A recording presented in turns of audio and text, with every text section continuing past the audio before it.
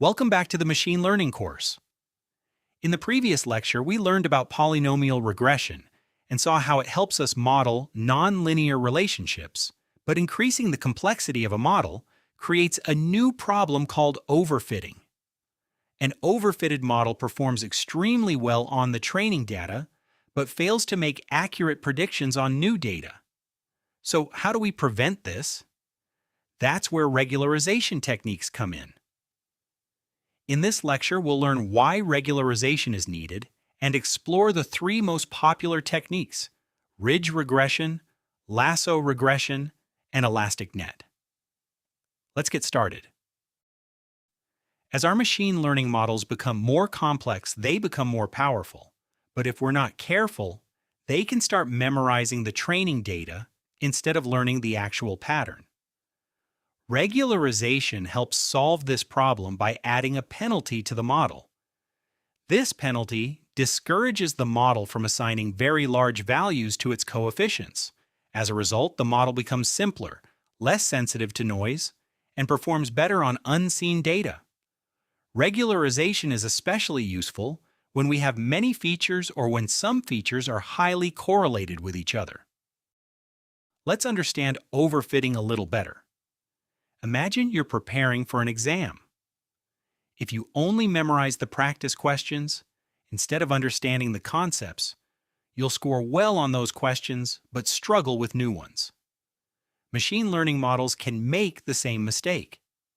An overfitted model learns not only the actual pattern, but also the random noise present in the training data. That's why it achieves a very low training error but performs poorly on testing data. Another sign of overfitting is that the model's coefficients become very large, making the predictions highly sensitive to small changes in the input. Regularization helps prevent exactly this problem. The first regularization technique is ridge regression. Ridge adds an L2 penalty, which is based on the square of the coefficients. Instead of removing features, ridge simply reduces the magnitude of all coefficients. You can think of it as gently pulling every coefficient closer to zero without making them exactly zero. Because all features remain in the model, ridge is a great choice when most features contribute useful information. It also performs well when the input features are highly correlated, a problem known as multicollinearity. The second technique is lasso regression. Lasso uses an L1 penalty, which is based on the absolute values of the coefficients. Unlike ridge, lasso can reduce some coefficients all the way to zero. This means the model automatically removes less important features. In other words, lasso performs feature selection while training. If your dataset contains many features but only a few are truly important, lasso can be a very effective choice. Now let's look at Elastic Net. As the name suggests, Elastic Net combines the strengths of both ridge and lasso. It uses both L1 and L2 penalties together. This allows it to shrink coefficients like ridge while also performing feature selection like lasso. Elastic Net is especially useful when many input features are highly correlated. In practice, it's often considered a balanced and more stable approach than using ridge or lasso alone. Let's quickly compare these three techniques. Ridge regression uses the L2 penalty. It reduces the size of all coefficients but keeps every feature in the model.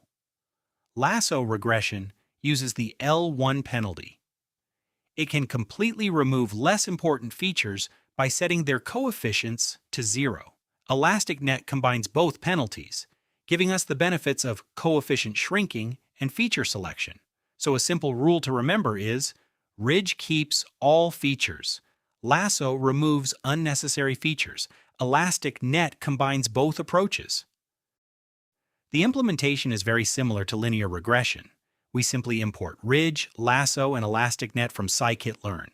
Then we create the model by specifying the alpha value, which controls the strength of the regularization. A larger alpha means a stronger penalty, while a smaller alpha means less regularization.